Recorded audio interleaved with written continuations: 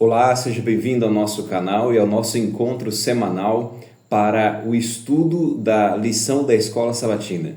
Nós estamos agora na terceira lição desse trimestre e eu queria dividir com você alguns pensamentos, alguns comentários, algumas ideias que extraímos dessa lição que estudamos, e espero que você, que já tem a lição da Escola Sabatina, tenha tido a oportunidade de estudá-la, e você que ainda não adquiriu, que você possa adquiri-la, para que no decorrer desse trimestre, último trimestre de 2024, nós possamos avançar juntos na compreensão e principalmente na absorção dos ensinos que a palavra de Deus pode nos trazer. Por isso, seja bem-vindo a esse nosso encontro semanal. Se você já faz parte do nosso canal, deixe o seu like, compartilhe esse vídeo e deixe também um comentário para que nós possamos interagir. Caso você ainda não é inscrito no nosso canal, eu te convido de forma especial a fazer parte deste grande grupo de estudo da Palavra de Deus. Nós estamos felizes por você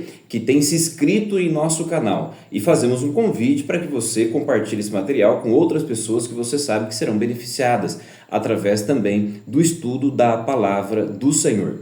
Nesse trimestre, nós estamos examinando temas especiais do Evangelho de João. E nessa semana, de modo especial, falamos sobre a história de pano de fundo, ok? Ou história de fundo, o prólogo do Evangelho de João, ok? E eu quero convidar você a juntos darmos início, então, a esse momento de recapitulação da lição, um momento de estudo, de aprofundamento, para que você e eu possamos aqui aprender mais e, principalmente, por meio do ensino, do aprendizado, possamos colocar em prática em nossa vida as lições que a palavra do Senhor nos tem apresentado.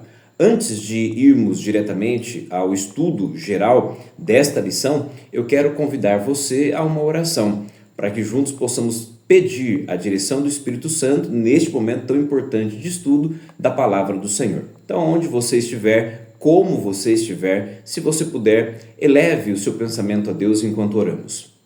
Maravilhoso Deus e Pai, que sobre as alturas dos céus habita, louvado e engrandecido seja o teu nome, porque neste momento nos dá a oportunidade e o privilégio de abrir a tua palavra, para que mediante a fé em Cristo Jesus, possamos rogar que o Senhor, que inspirou a palavra, nos conceda o teu Espírito para que tenhamos a iluminação necessária para compreendê-la e, através disso, tomarmos decisões ao teu lado. Segundo a tua graça e a tua vontade, perdoe os nossos pecados e alcança os nossos amigos onde quer que eles estejam, dando a eles as bênçãos que lhes são necessárias. Fica conosco e nos dirija, concedendo a tua graça e a tua presença. Nós oramos no nome de Jesus. Amém.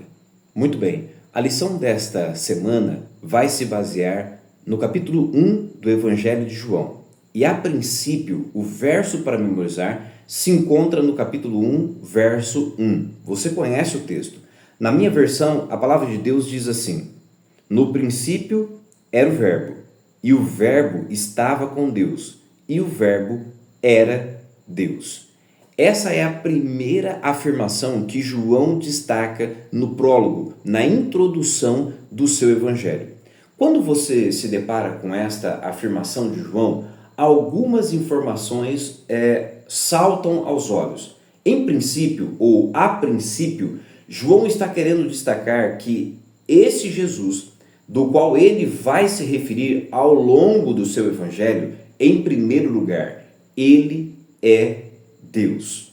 E de forma bastante clara e direta, quando você lê João capítulo 1, verso 1, automaticamente a sua mente se volta àquilo que está escrito em Gênesis capítulo 1, verso 1.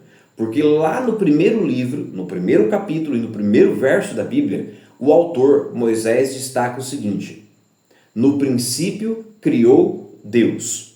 Logo, naquele momento em específico, para aqueles que liam o texto bíblico, Moisés deixa claro que há um agente criador, e este é Deus. E a principal característica desse Deus, como eu já disse, é que ele é criador. Quando você vem para o Evangelho de João, João tem a mesma intenção. O primeiro verso do primeiro capítulo do Evangelho de João traz esta fundamental informação.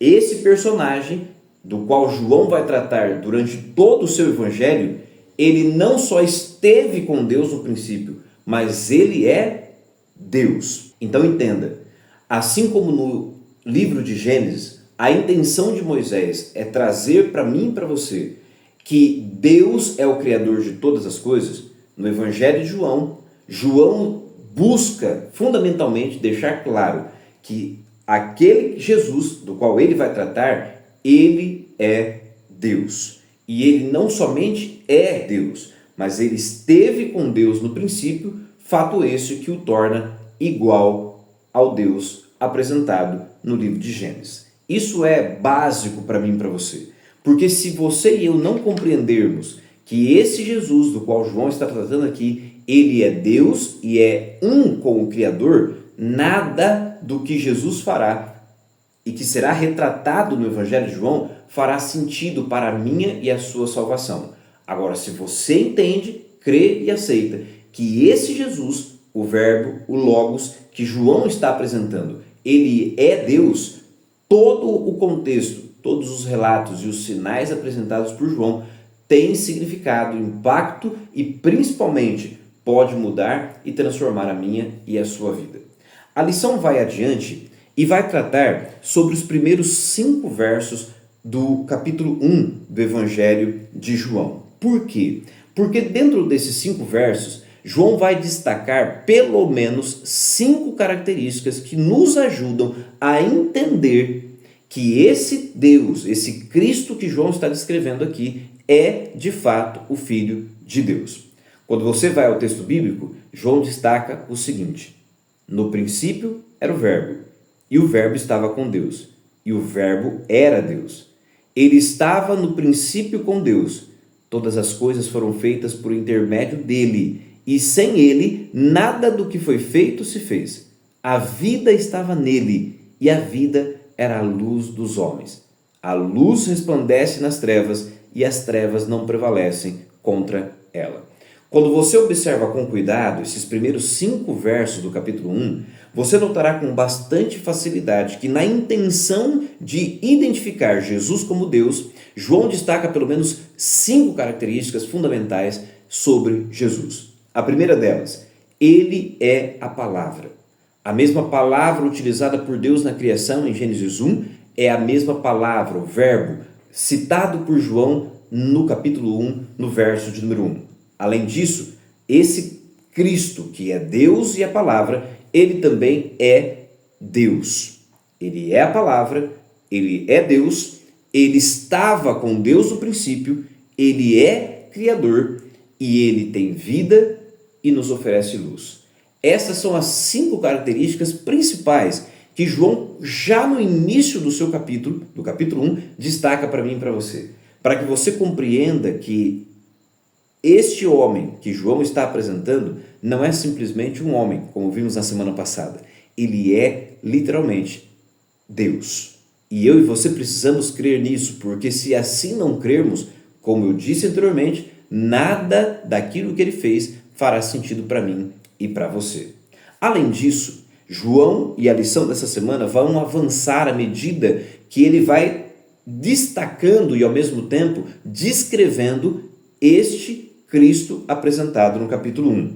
Além de ele dizer que ele é a palavra, que ele é Deus, que ele estava no princípio, que ele é o Criador, que ele tem vida e ele é a luz dos homens, João vai destacar que este Deus, num determinado momento da história, ele não somente criou a humanidade e não somente esteve junto à humanidade, mais do que isso, o verso 14 do capítulo 1 destaca o grande mistério da encarnação de Jesus. Aqui, João cita o seguinte: e o Verbo se fez carne e habitou entre nós, cheio de graça e de verdade, e vimos a sua glória, glória como do unigênito do Pai. Note, quando você lê João capítulo 1, verso 14, automaticamente você precisa entender que João está dando aqui uma ilustração clara daquilo que Jesus realizou através da encarnação. O texto nos leva a entender que quando João diz que ele habitou entre nós, logo você pode entender que Jesus ele esteve literalmente entre o seu povo. Lembre-se que no Antigo Testamento, em Êxodo capítulo 25, verso 8, Deus solicita ao povo de Israel que faça um tabernáculo, para que ele possa habitar no meio do povo. Mas você há de se lembrar que no tabernáculo nem todos tinham contato direto com Deus. Pelo contrário, no tabernáculo do deserto, somente o sumo sacerdote adentrava o lugar santo dos santos e ali se deparava com a presença, o Shekinah do Senhor. Agora, no Novo Testamento, Deus dá um passo adiante, ele vai mais longe e se aproxima do ser humano de forma direta, de forma real. Aquilo que antes era intermediado pelo sumo sacerdote, agora o próprio Deus dá a oportunidade do homem ter acesso. A glória de Deus no passado era reservada ao lugar santíssimo do santuário, mas agora Jesus não somente armou a sua tenda com os homens, ele mesmo se apropriou da natureza humana e revelou ao homem a sua glória, a sua verdade e também a sua graça. Note o que João está dizendo aqui, que o Deus do universo, a fim de se colocar à disposição do ser humano, não somente se aproxima dele, mas toma a natureza humana, sendo ele plenamente Deus e sendo ao mesmo tempo plenamente homem, se vê junto ao ser humano para apresentar a este ser humano, a raça humana, a sua glória, a sua graça e também a verdade. Note que esse mistério da encarnação é apresentado por João como um ato de proximidade, um ato de graça e um ato de amor, praticado por Cristo, a fim de se aproximar e não só se aproximar, se fazer semelhante ao homem que ele deseja salvar. A lição ainda vai adiante e vai falar sobre algo bastante complexo na narrativa de João. Nós já tratamos sobre isso na semana passada, mas João vai voltar a esse tema dentro do capítulo 1 para destacar para mim e para você uma nota dissonante dentro de todo este empenho realizado por Deus para se fazer carne e estar entre eu e você. João vai destacar aquilo que se encontra do verso de número 10 até o verso de número 13 do capítulo 1, aonde lemos assim: o verbo estava no mundo, o mundo foi feito por intermédio dele, mas o mundo não o conheceu. Verso 11: veio para o que era seu, e os seus não o receberam, mas a todos quanto o receberam, deu-lhes o poder de serem feitos filhos de Deus, a saber, aos que creem no seu nome, os quais não nasceram do sangue, nem da vontade da carne, nem da vontade do homem, mas de Deus. Observe, em meio a toda esta narrativa brilhante e belíssima da encarnação de Jesus, a fim de oferecer ao homem a oportunidade de salvação, João destaca que mesmo diante de tudo isso, houve um grupo de pessoas, tanto no passado quanto nos dias atuais, que não receberam Jesus como Deus. Entenda isso. João deixa claro que o mundo foi feito por intermédio dele. Ele veio para a salvação do mundo, mas este mesmo mundo se dividiu em dois grupos diferentes. Um primeiro grupo que não aceitou, não recebeu e não se submeteu ao senhorio e autoridade de Cristo. E um segundo grupo que, pela fé, crendo que Jesus é Deus, o aceitou. E receberam estes o poder de serem feitos filhos de Deus. A grande nota dissonante ou grande contradição do capítulo 1 do Evangelho de João está realmente ou literalmente nesse ponto. O fato de que João se desdobra para mostrar que Cristo é o Filho de Deus que se fez carne para vir nos salvar. Mas mesmo diante desta tão grande bênção, houve muitos que não creram em Jesus. Assim como vimos nas lições anteriores, há um contraste no capítulo 1 entre fé e incredulidade, entre crer e não crer, entre aqueles que rejeitam Jesus e aqueles que aceitam e acreditam na pessoa de Cristo Jesus. O texto deixa claro que nem todos aceitaram, mas a todos quanto aceitaram e receberam, deu Jesus o direito ou o poder de serem feitos filhos de Deus. algo que não ocorre pela nossa própria vontade, algo que não ocorre pela vontade da carne, mas ocorre pelo poder do próprio Deus. Então entenda, em meio a tudo aquilo que Jesus fez para obter e oferecer salvação ao homem, ainda assim, o texto deixa claro que a luz esteve no mundo, mas os homens preferiram mais as trevas do que a luz. A lição ainda destaca, no final da lição de terça-feira, 2 pontos que eu queria colocar em destaque com você. A lição diz assim: João diz que todos os que receberam ou recebem Jesus como Salvador se tornarão filhos de Deus. Isso acontece quando cremos em seu nome. Então veja, muitos costumam dizer que todos nós somos filhos de Deus. Pelo contrário, a Bíblia diz que os filhos de Deus são aqueles que creem no nome de Jesus. Acima de tudo, a lição ainda vai destacar o seguinte: a introdução e a conclusão do Evangelho formam uma espécie de unidade, apresentando conceitos relacionados que abrangem tudo o que está entre ambas. Essa ligação aponta para o objetivo central do Evangelho de João, que as pessoas sejam salvas crendo em Jesus como Salvador. Então veja, desde o prólogo, da introdução do livro de João, do Evangelho de João, até o último capítulo, João está tentando trabalhar a mente das pessoas para que elas possam aceitar e crer em Jesus como Deus. E através desta fé depositada em Cristo, cada um de nós possamos receber como graça a salvação dos nossos pecados. A lição ainda vai adiante e vai destacar o seguinte: alguns temas recorrentes no Evangelho de João. Temas esses que nós já tratamos anteriormente e que João destaca com muita veracidade no capítulo 1. Temas relacionados à fé e à incredulidade. A lição, na parte de quarta-feira, vai destacar assim: no Evangelho de João, a humanidade está dividida em 2 grandes grupos: os que creem em Jesus e o aceitam como Messias, e os que, tendo a oportunidade de crer, escolhem não fazer. Veja, a lição deixa claro que o Evangelho de João, já no início, como dissemos anteriormente, destaca de forma bastante contundente que há 2 grupos de pessoas, tanto no tempo em que Jesus esteve na terra, quanto hoje. Um primeiro grupo que crê, aceita e se entrega ao poder de Cristo, e um outro grupo que não aceita, não crê e não recebe Jesus como Deus.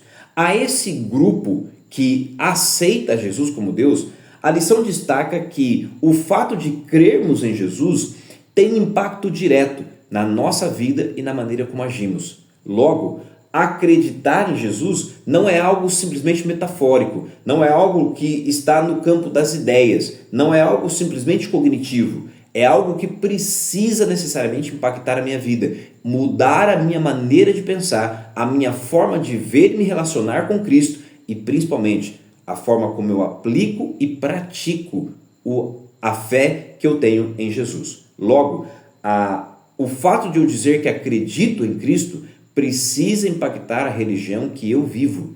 Se a religião que eu vivo não é impactada pela fé que eu tenho em Jesus, corro o risco de estar vivendo uma religião pautada em ideias, simplesmente. Não em decisões, não em entrega, não em submissão à vontade de Deus. E aqui a lição chama a minha e a sua atenção a uma reflexão muito importante.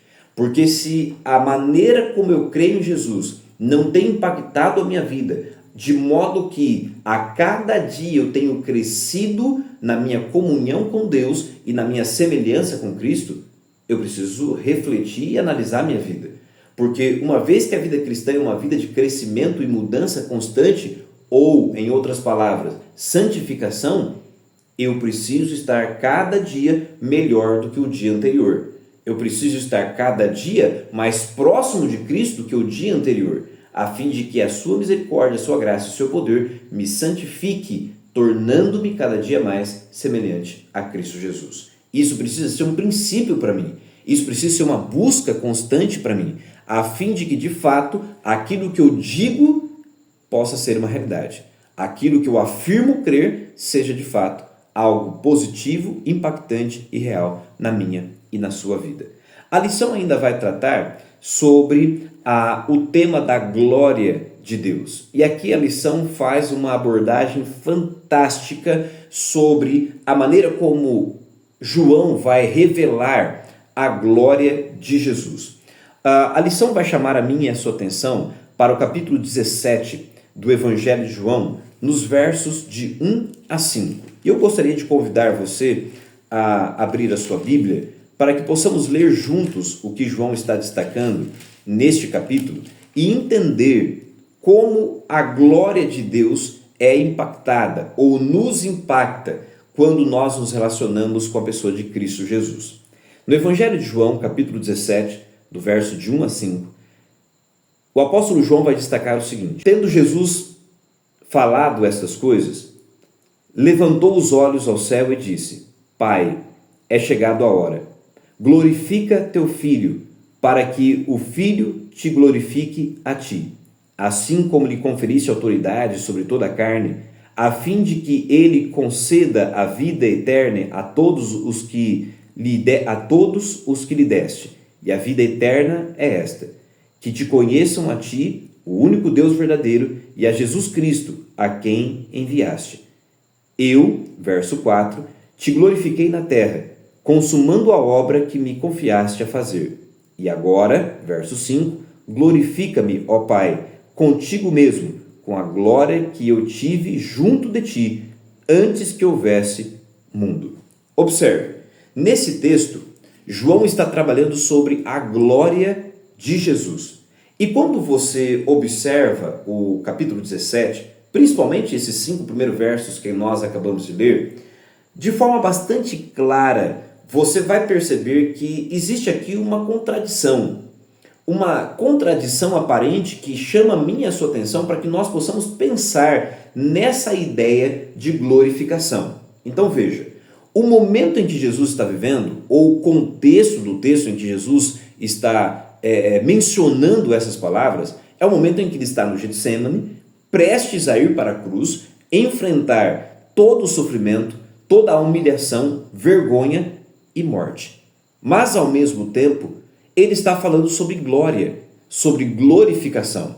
Quando você vai ao texto de João capítulo 17, a palavra glória ali é a palavra doxa, que está relacionado à ideia de brilho, resplendor, louvor e exaltação.